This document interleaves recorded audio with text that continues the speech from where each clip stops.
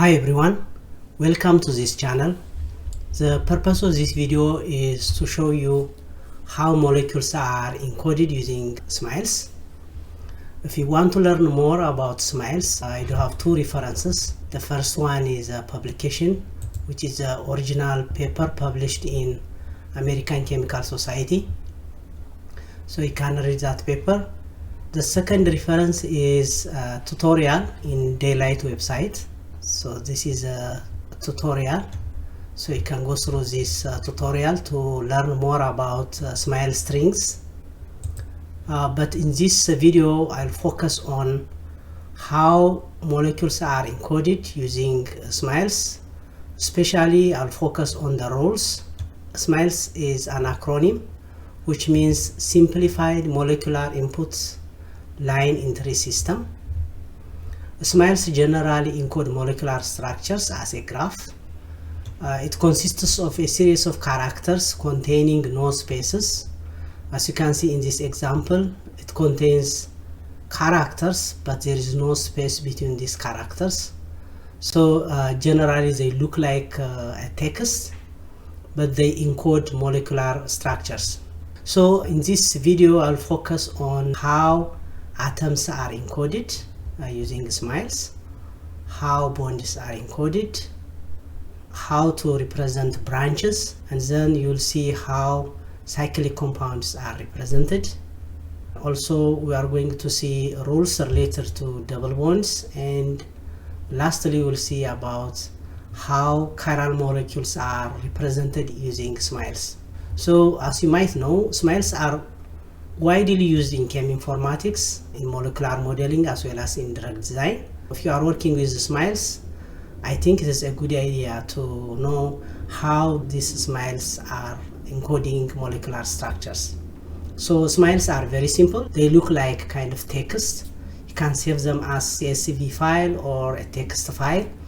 They do not take too much space. So the first thing is we need to import these libraries from Aromatic. If you don't know Aromatic is a cheminformatics library which is open source. So we'll import these packages from Aromatic. To run a cell, usually we have to press Shift plus Enter. So now these packages are imported. So this is SMILES representations of Taxol, which is a fairly complex molecule. So this is the structure of the molecule, and this is the SMILES. Taxol is anti-cancer drug, so you can encode complex structures using SMILES. If you look at the molecular weight of Taxol, which is about 848, it's fairly big molecule, at least compared to other small molecules. This one is bigger. There are rules related to atoms. First, let's see how the rules of SMILES work for atoms. So in general, atoms are represented by their atomic symbols, but they should be enclosed in square brackets. So you have to use these square brackets to encode atoms. So from Aromatic, I will use chem mol from SMILES. This is a function.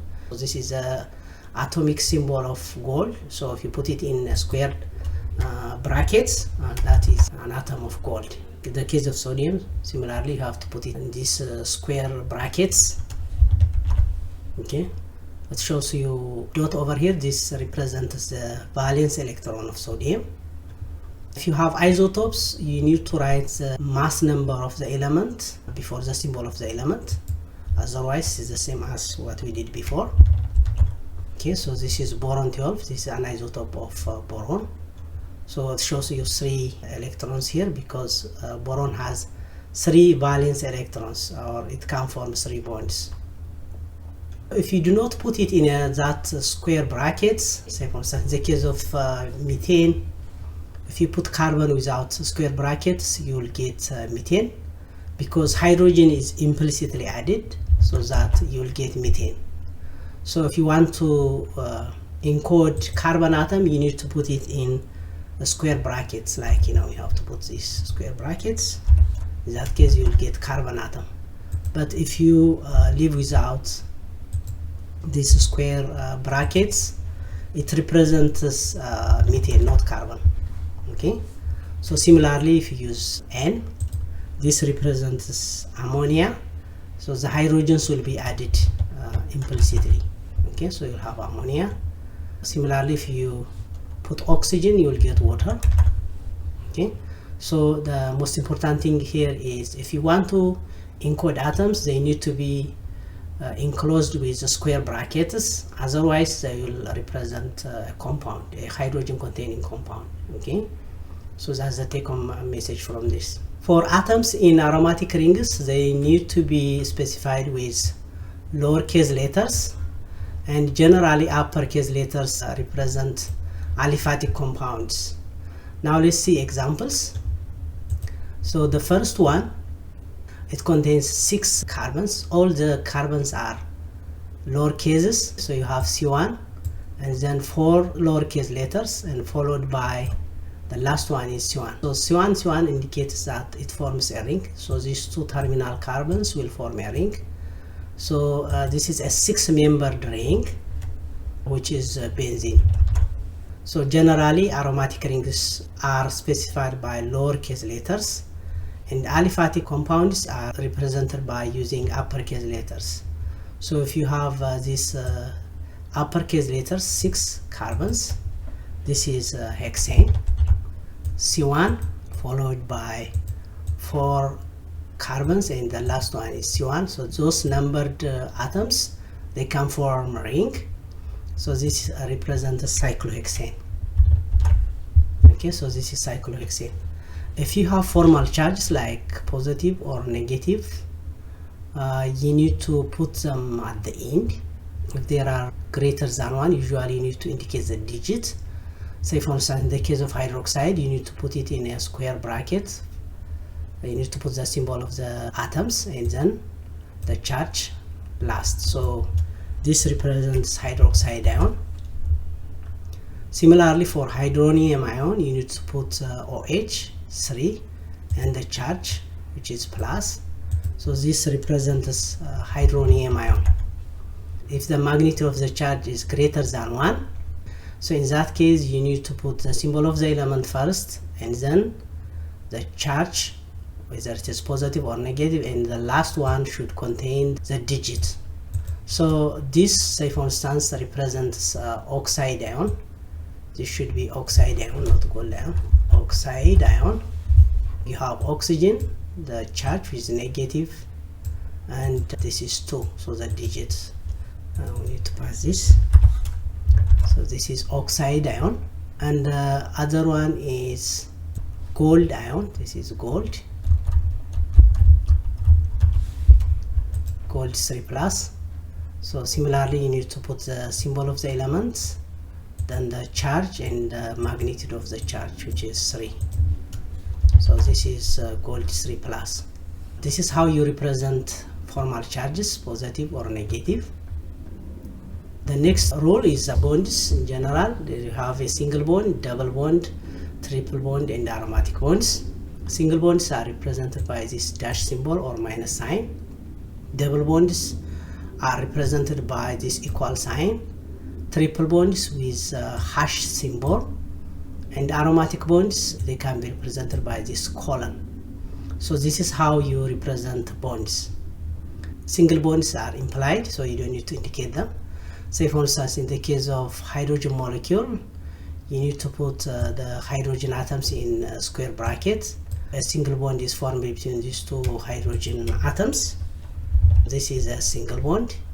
So as I said, you don't need to indicate single bonds. Single bonds are always implied.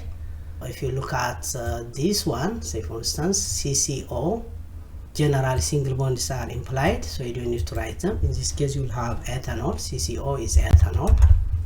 So this is the structure of ethanol. But if you have a double bond or a triple bond, you need to indicate that one. Say for instance, in this case, there is a double bond between the first carbon and the second carbon. So this is a 4-carbon compound, which is 1-butene. So you'll see the double bond between the first carbon and second carbon. For the remaining 3 carbons, there is a single bond, so you don't need to indicate that one. If you have a triple bond, you have to indicate that triple bond using a hash symbol. Say for instance, in the case of acetylene, there is a carbon hashtag C. This means there is a triple bond between these two carbons. This represents acetylene. For aromatic compounds, you can use this colon. So this one represents aniline. So there are 6 carbons. The first carbon and this carbon, they do have the same number, so they form a ring. And there is a nitrogen bonded to this ring, which represents aniline. So this is aniline. So now let's see about branches. Branches are generally specified by enclosing them in parentheses. So you need to use these parentheses for branches. They can be nested or stacked. In all cases, the implicit connection to the parenthesized expression, a branch, is to the left. This is a very important point. I'll explain it using examples. So if you look at the first one, say for instance 2-methyl propane, CH3, CH, CH3 and CH3. So there is a branch over here. This branch is at the second carbon. So that can be encoded using SMILES. So you can use CC. You don't need to indicate single bonds. Single bonds are usually implied. But in the second carbon, you have this parenthesis. This indicates that there is a branch. This branch is bonded to the second carbon, not the third carbon. Always, when you put the branch in parenthesis, that branch is bonded to the left atom. So the left atom in this case is this carbon. So the branch is created on the second carbon, so that you'll have a branch. So that's the second carbon. You have a branch. That is 2-methyl propane. If you extend, say for instance in this case you have 5 carbons. So in the second carbon there is a parenthesis. This carbon is in parenthesis, which means there is a branch on the second carbon. So this is a 4-carbon chain. There is a branch. That branch is bonded to the second carbon. This is CH3, CH, and this CH, there is another carbon which is bonded to this carbon, which is a branch, and then the last carbon. So if you look at this structure, there is a branch on the second carbon, carbon 1, 2, 3, 4. In the second carbon, this is 2-methyl butane, right? This is how you create a branch. You can even create a stack, right? Say for instance I can create another branch over here. If I put C, okay, so I can create a branch on the third carbon. So this one is created on the second carbon. A branch is created on the second carbon. I can also create a branch on the third carbon, so that you can have this structure. So this is how you create branches. Generally, when you create branches, they need to be placed in parentheses, and always the branches are bonded to the left atom, in this case the left carbon.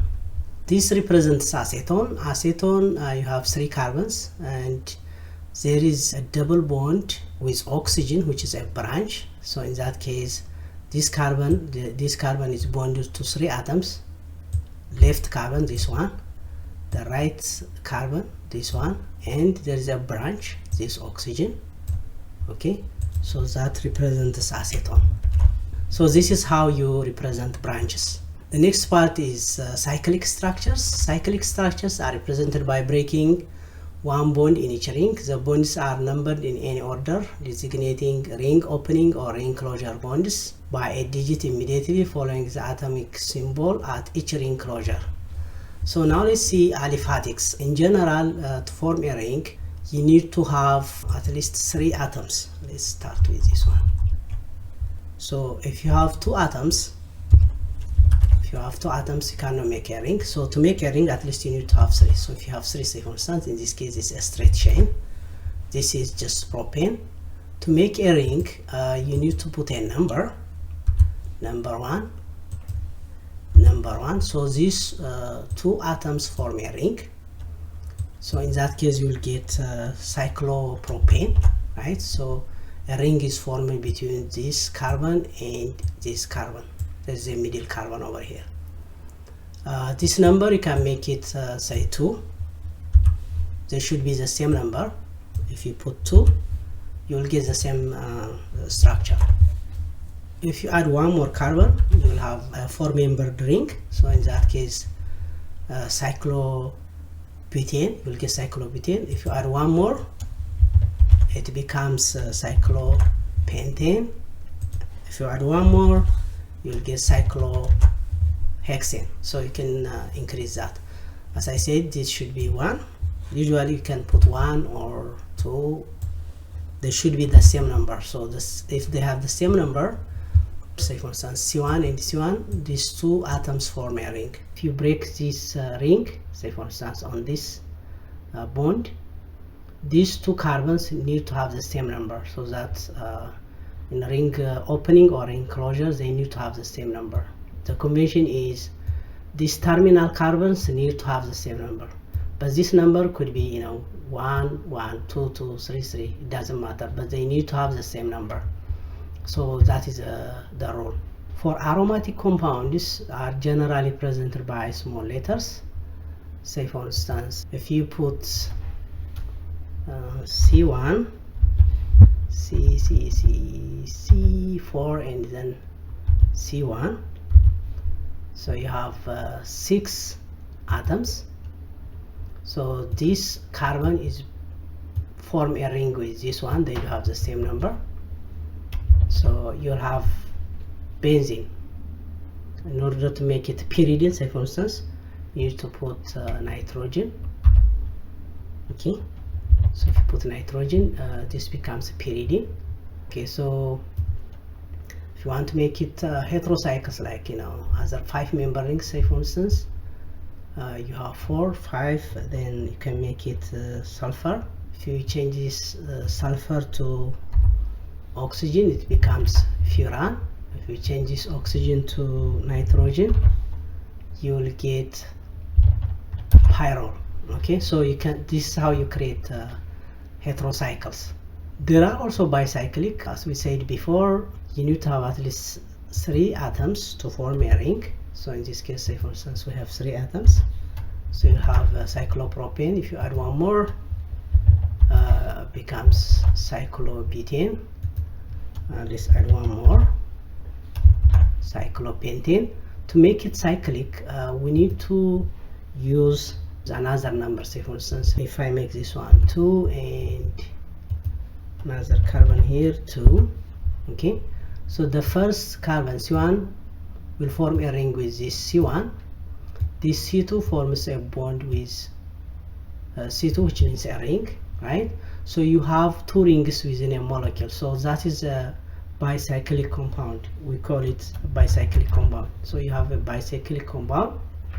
The first ring is a 4-member ring, the second one is a 5-member ring, they fused together.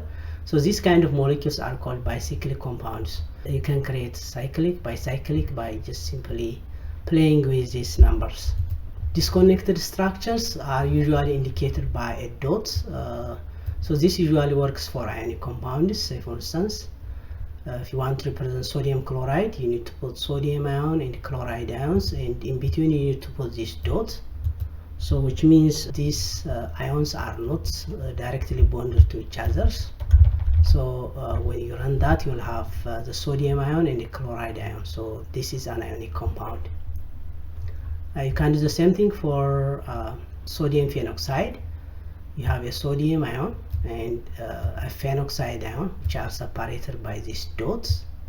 So you'll have sodium phenoxide, which is sodium ion, and a phenoxide ion. So this works for ionic compounds most of the time. Another important role is for double bonds. So you need to indicate the configuration of a double bond. That double bond could be cis or trans. Generally, cis or Z isomers are represented by a forward and backward slash. Okay, so this forward and backward slash represents cis or Z isomer. If both of them are forward or both of them are backward, this represents trans or E isomer. The configuration of the double bond is trans if both slashes are forward or backward. If you have one backslash and one forward slash, you will have a cis configuration. We'll see them using examples. Let's say we have this structure. So in this case you have a double bond. This one is a forward slash and this one is a backward slash. So we'd expect a cis configuration of this molecule. So this becomes cis. The two methyl groups are on the same side, the hydrogen atoms are on the same side. So this kind of configuration is known as cis or Z configuration. For trans, you'll use forward or backward slashes. So in that case you'll get a trans configuration, which means the methyl groups are on the opposite sides of the double bond. So the last important point is tetrahedral chirality. So how do you represent chirality in SMILES? We use this @ symbol. So this @ symbol indicates chirality. So you can use one @ symbol or two @ symbols to represent chirality. So if you use this, say for instance one @ symbol, this is your chiral carbon. Okay, so to this chiral carbon, this carbon is bonded. There is another branch over here, so this is a branch. So this branch is bonded to the chiral carbon, and there's also nitrogen which is bonded to the chiral carbon. Let's see the configuration of this molecule. This is alanine. Why it is called R? We have to apply the Canonical prelock convention to determine the absolute configuration of the chiral center. So the chiral carbon is this one. So if you apply the Canonical prelock convention, the highest priority will be given to nitrogen. Nitrogen has a larger atomic number, so number one should be nitrogen. The next highest priority will be this carbon containing acid functional group, so this is the second one, and the third one is this methyl group. Okay, and the hydrogen is away from us. This is a list. So if you look at this molecule, the priority is 1, 2, 3. So this is a clockwise direction. This kind of rotation, clockwise rotation, is known as R configuration. So this is an R isomer. This is R. The other one should be S. So for S you have to use these two @ symbols. So if you use that two @ symbols, you will get the opposite isomer, in that case S isomer. Similarly, if you look at the R-chlorobutane, let's see the structure. So you have chlorine. Chlorine has the highest priority because it has a larger atomic number. If you look at these two carbons, this one is bonded to another carbons, which is CH2CH3, so this is the second highest priority, and the third one is this methyl. The hydrogen is away from us, so if you look at this priority 1, 2, 3, this is clockwise, so this is R configuration. The S configuration should be this one, just you have to use one @ symbol, so in that case you'll get the S configuration.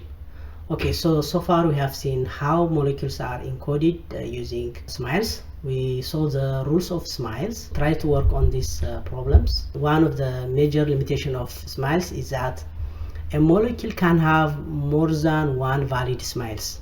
For example, ethanol has 5 valid SMILES, CH3, CH2OH, so you need to put them in square brackets. Or OCC is another possible representation of ethanol. C in parenthesis OC, this is another valid SMILE representation of ethanol. Or C single bond CO, or COO. These 5 SMILES are valid SMILES that can represent ethanol. When you encounter this kind of things, you need to generate canonical SMILES. So if you look at the first representation, CH3, CH2OH, so this gives you ethanol. If you use OCC, this also gives you ethanol. If you use CCO, this gives you ethanol.